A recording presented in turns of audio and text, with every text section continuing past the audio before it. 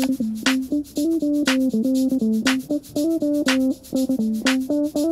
at magandang umaga aking mga kakanin. For today's vlog, naganda ako ng 3 recipes ng aking 3 paboritong kakanin. Oo, tama kayo. Isang Gen Z. Alam kong hindi na madalas sa panahon ngayon na isang Gen Z na marunong gumawa ng kakanin. So ako na yun. Itabi nyo ako na. Kitang-kita nyo naman, medyo makalat at kakalat palalo. Pero naganda ako ng mga ingredients para sa maha blanca, puto at palitaw. Alam ko ang dami pang iba, pero marami tayong oras. Pagkong araw, gumawa na lang. Lahat ng recipes ngayon, very simple ingredients, very simple procedure. Pero ang kinalabasan ay simple as well, pero very delicious at sobrang kahanap-hanapin mo talaga. Itong video na to, sana makatulong sa inyo kung gusto nyo mag-start ng small business or kung may cravings na kayo sa bahay at katulad ko. Wala masyadong available kakanin nearby. O kung meron man napakamahal o yung asa mo na it doesn't hit the same. So wala naman ako hinihintay. Handang-handa na po ako. Dati po akong Girl Scout ng prep. Kaya tayo na't maglayag na. First step sa lahat ng gagawin natin ngayon ay maghugas ng kamay. Sabunin, hindi yung binasa lang. Step 2, magpa-cute.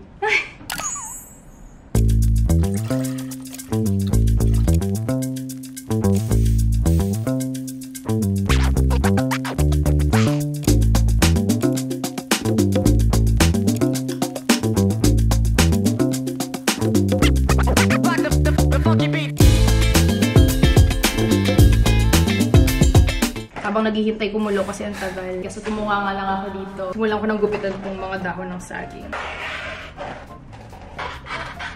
Kung naiisip nyo... Hindi pala nahihirapan dyan sa suot niya? Nahihirapan. Medyo maliliit lang yung mga gagawin ko para magkasya lang sa Tupperware na yung usual size lang yun. Tinatanggal ko yung mga brown-brown kasi hindi sila aesthetic. Buti na lang pala, no, nakabili rin ako nito kasi para sa akin hindi kumpleto ang kakanin visuals. Kung walang dahon ng saging, talagang hinanap ko talaga yung buong palengke. Isang tindahan lang yung nagbebenta. So, shoutout kay ating nagbebenta ng dahon ng saging. Saging. Ano daw? Ito na yan. Niluluto nga pala ako. As an ube lover, hindi pa ako nakakatikim ng maha blanca na ube flavor. Lalagyan ko ng ube essence since wala akong ube halaya ngayon. Sana mag-work.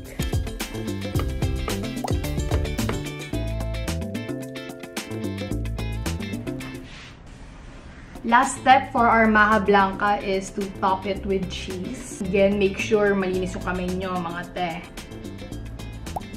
Maraming mga maha blanca, latik naman yung ginagawa nilang topping. I prefer cheese, pero if you want to do that, parang papakuluin mo lang yung coconut cream. Tapos, because of science, nag-transform siya to latik. Hindi ko pa natatry yun. Kaya dito na lang din ako sa route na mas gusto ko at mas na-enjoy ko, which is queso. Just let this cool, tapos pwede na ilagay sa ref, and then serve.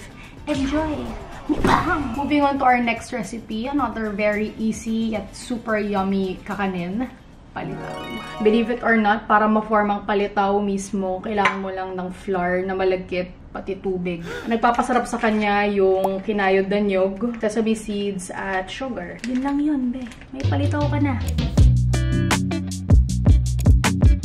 Itong flour mixture, pwede mong i-eyeball. Pag sa tingin mo masyado siyang malagkit, pwede kang magdagdag ng maybe a few more tablespoons of the flour.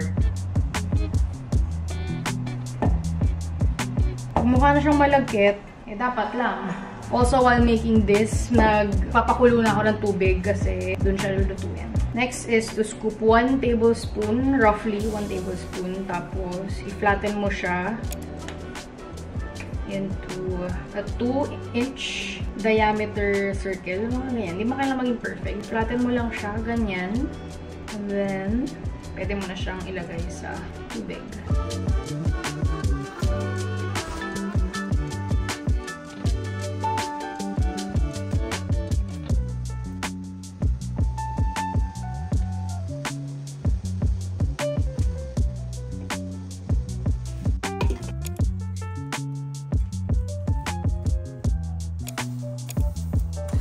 Kailangan ko na pong magtali. Medyo nahahagard na ako. Dito naman tayo sa exciting part ng paggagawa ng palitaw. Roll the rice cake in the grated coconut. The more, the merrier. And then sa sugar, sesame seed mixture. Boosh! Sino ka dyan? Tapos ganun lang, paulit-ulit. Just roll every rice cake properly. Yee! Palitaw is done. Palitaw is done. Now it's time for cheese. Puto. Bago ako magsimula, sabihin ko na agad, medyo kabado ako dito kasi wala ako nung bamboo steamer. Pag yung bamboo steamer yung ginamit dito sa puto, hindi natutuluan ng tubig yung puto. Kaya mas maganda yung pag-aalsa niya. Ang gagawin ko na lang, itong takip, tatalian ko ng cloth. And I hope this works. Cover my steamer, I'm gonna use this cloth wrapped cover. Kung nag-fail siya, edi wala akong pake, kakain ko pa rin. Sa lahat ng ginawa ko ngayon, ito yung pinaka parang magbe-bake ako kasi ito yung may eggs, ito yung may baking powder, ito yung may flour na hindi malagkit. Dito ako sanay. Let's go back to my roots. Pero imbis na parang yung usual na ginagawa ko sa mga cookies at sa mga cake na nilalagay sa oven, ito isi-steam. Which explains kung bakit pinapait. Which is why may pinapakuluan na rin akong tubig doon para nga ma-steam itong ating puto. So, let's puto started.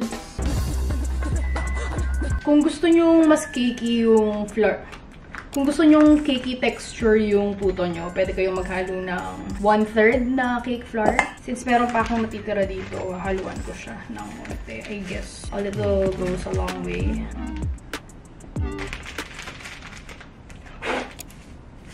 Alam ko tapos na akong gumawa ng palitaw, pero fun fact pala sa mga katulad ko last week na hindi alam yon. Kaya siya tinatawag na palitaw kasi yung cooking process niya, pag lumutang na yung rice cake sa pinakukuluan mong tubig, tapos lumitaw na siya, sabihin luto na siya.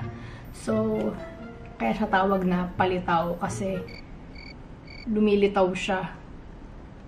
Wala lang, nakakatawa lang. Ikaw, ba't ka puto?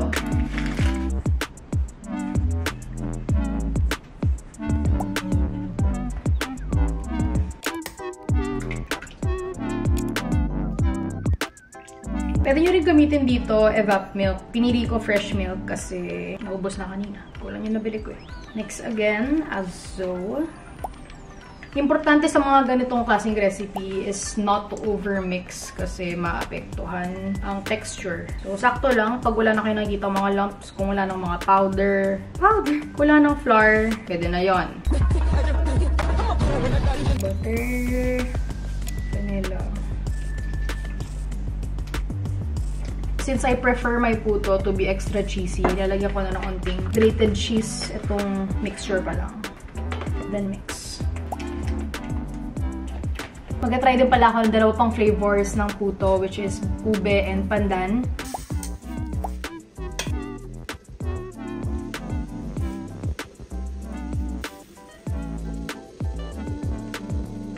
Finally, the best part, ang pag-taste test. Akala ko di na tayo makakaabot sa parating to eh. Sobrang saya ko na nakagawa ako ng ganitong klaseng pagkain. Unahin natin tikman tong Maha Blanca na kulang pa ng pagkakasolidify kasi ilang minuto pa lang siyang nilagay sa ref. Dapat at least siguro 2 hours bago siya hiwain at galawin. Kaya andito pa rin siya sa pan. Pero walang pipigil sa babaeng to. Tingnan ko pa rin kahit hindi pa siya ready. Taste test.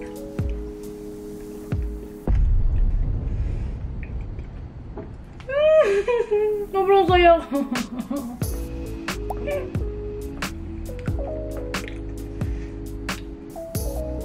Ang sarap. Tawagin nyo na akong bias. Sige lang. Pero ang sarap. At hindi ako makapaghintay na tumigas siya. Kasi ngayon, para siyang Maha Blanca spread pa lang. Ang sarap. Next, itong palitaw na gusto ko rin tikman ng, syempre may peanut butter kasi ako to. Special request actually to ng dalawa kong mas batang kapatid na si Dean at si Marcus. Para sa kanila talaga to. Kaya, sige. Tatry kong pigilan sarili ko. Aubusin lahat to ng isang buwan. Test muna ng walang peanut butter.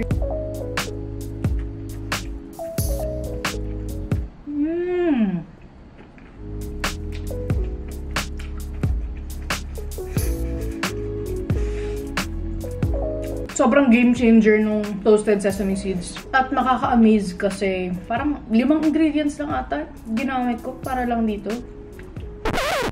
Peanut butter nga pala. Sorry na.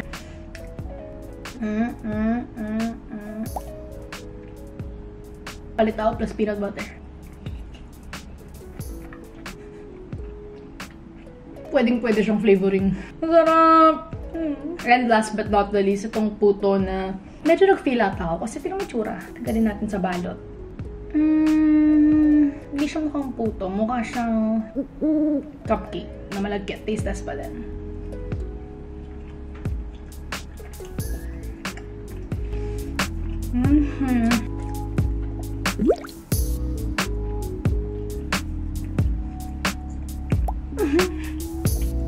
Puto yung peanut butter.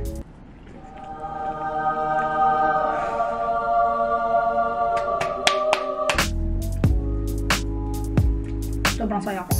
Hindi ko ma-explain. Mahablang de Kelly. 9 out of 10 siya ngayon, pero pag tumigas to, 11 out of 10 na siya. Palitaw de Kelly, 9 out of 10. Masarap na siya ngayon, pero alam ko meron pang sulok na pwede kong punuin for improvement. And for my puto, I'd give this a 7 out of 10. Masarap siya. Malaki yung binawas ko sa points kasi ang pangit. Hindi ganito yung ini-imagine kong mangyari. Malamang sa malamang mali din kasi itong mold na ginamit ko. Kaya siya mukhang cupcake kasi ginamit ko cupcake mold. So, ako talaga yung problema dito. Personally, I would add more cheese. Siguro mas melted cheese kasi cheddar ata itong ginamit ko. All in all, super enjoy, super worth it. Sana nag-enjoy kayo, friends. Go follow me on all my socials kung gusto nyo pang nakasubaybay sa pagmumukan to. And yeah, comment lang kayo sa baba kung ano pang mga cravings nyo na gusto nyo matutong gawin o gusto nyo lang panoorin akong gawin o gusto nyo lang akong makitang kumain. I'll see you in my next vlog. Bye-bye!